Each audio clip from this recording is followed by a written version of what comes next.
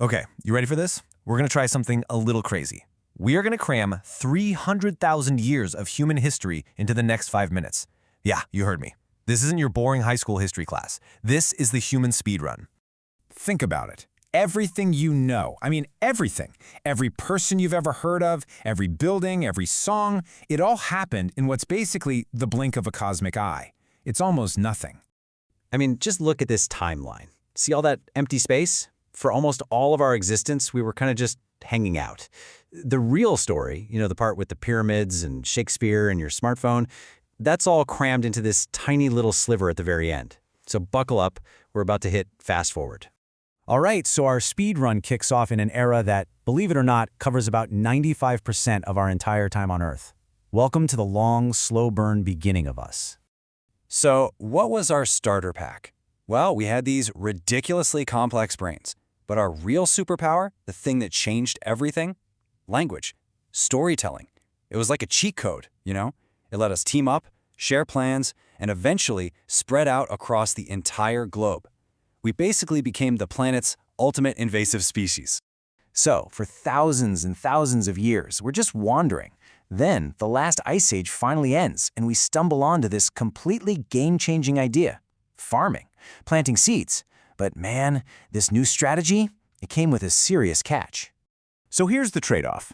As hunter-gatherers, life was pretty good, actually. We had a varied diet, way more free time, and lived in small mobile groups. Then came farming.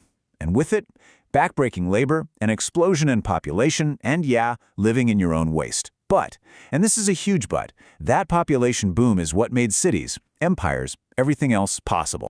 Which really makes you wonder, was it worth it? Did we make a huge mistake? Did we trade a pretty decent life for a future of plagues, inequality, and war? Or was this just a necessary, painful price we had to pay to build civilization as we know it? Honestly, people are still arguing about that one.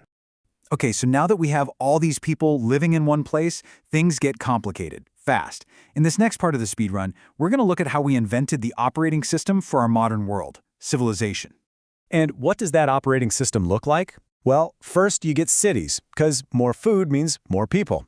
Then you get hierarchy, kings, pharaohs, priests telling everyone what to do. Then you get writing, and get this, we didn't invent writing for poetry or love letters. No, we invented it to keep track of taxes and grain. And finally, with all this stuff to protect, you get professional armies, organized warfare, and slavery. Yeah, the birth of civilization was messy. Then, something really weird happens. Around 500 BCE, it's like people all over the world, from Greece to China to India, all at the same time, kind of just stop and ask, wait a minute, how should we live? This moment, they call it the Axial Age, is where so many of the big religions and philosophies that still guide us today come from. Fast forward about 1,500 years. Now, while Europe is going through its so-called Dark Ages, feudal lords, castles, lots of fighting, a totally different story is unfolding in the Islamic world. It was a true golden age. They were making huge leaps in science, translating all the old Greek texts, and even inventing things like algebra. It was the intellectual center of the planet. But then, the game gets a hard reset. A really, really hard reset. First, the Mongol conquests tear across Eurasia, creating the largest land empire in history. And right behind them comes the Black Death, a plague that wipes out a massive chunk of the population and completely changes the world forever. So, from the rubble of all that death and destruction, a new world starts to take shape. A world that's more connected than ever before. But this new global era, it was born from some pretty brutal stuff. They call it the Columbian Exchange, and it was basically the biggest biological swap meet in history. The Americans sent potatoes, tomatoes, and corn to the rest of the world, which totally changed what people ate. In return, Europe, Asia, and Africa sent over things like horses, sugar, and diseases. Smallpox, measles, these germs absolutely devastated the native populations of the Americas. And that's the tough part, right? This new global economy, this age of progress, was built on the genocide of indigenous peoples and the brutal institution of the transatlantic slave trade. It's a legacy we're absolutely still dealing with. So the question becomes, how do you even begin to weigh that kind of progress against its unimaginable human cost? Okay, we are in the home stretch now, the final lap. The last 250 years or so have been a complete and utter whirlwind. Revolutions, insane technology, and change happening faster than ever before. Welcome to the modern era. First up, the Industrial Revolution. This wasn't just about steam engines and factories. It was about completely replacing muscle power with machine power. It's the reason we have giant cities and skyscrapers, but it's also the reason we started pumping massive amounts of carbon into the atmosphere.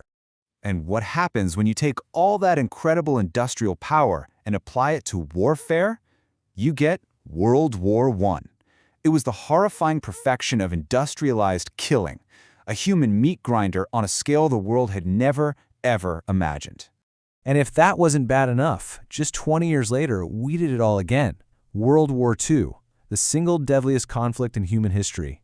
And this one ended with a terrifying new finale, the atomic bomb. For the very first time in our 300,000-year history, we had invented the ability to cause our own extinction. You know, it's weird. The Cold War that followed was this 50-year staring contest with nuclear weapons. But all that tension also lit a fire under technology. It fueled the space race that got us to the moon, and it eventually led to the computer, the internet, the supercomputer you're probably holding in your hand right now. The speed of change just went vertical.